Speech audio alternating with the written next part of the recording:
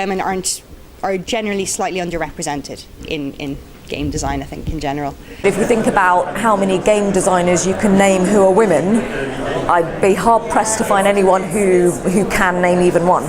It's about it's about your audience. It's about the people you want to connect with and how you want to connect with them. When you create a world that is essentially sexist, racist, and bigoted, to a certain degree you want to keep the historical accuracy, although that's also an excuse for perpetuating. If you want to make your game as super real as possible, then create a world where the world will actually have an effect on them. Don't just throw arbitrary numbers and say because you're a girl you have a lower strength modifier. So some of the games that we've had the greatest success with are things that are deliberately steering away from anything that might be considered to have any kind of gender or politics or race or anything identifiable like that. So they'll either be completely abstract games which are about lining up counters and generally scoring points in some abstract way, or they might be abstract in the sense that they're not dealing with particular people, but they're dealing with a setting or a scenario which doesn't affect that. I think the unpleasant elements of a historical setting can definitely be handled in a mature fashion, as long as those elements aren't glorified or condoned, or implicitly or impliedly by the designer. Generally speaking, you could do that by saying, yes, this is set in a part of Earth's history when, I don't know, racism was rampant, but that is a bad thing. You make it very, very clear. You certainly don't want players, reenacting racist, scenarios in any way whatsoever.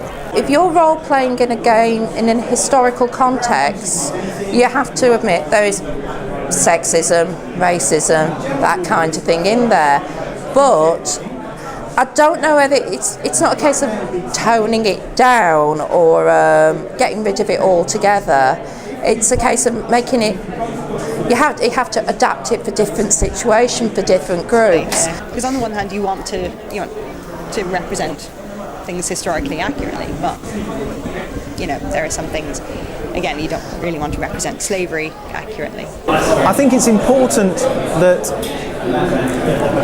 if you're going for a particular setting, particular historical setting, or a particular literary setting, that you stick exactly to it. I think the difficulties come if you step beyond the historical accuracy or the literary accuracy of the setting and start imposing your own assumptions on it. And I think it's down to you really, what you think you're comfortable with and what you think your audience will be comfortable with. And I don't think anybody should be dictating a designer how to design a book or how to design a game.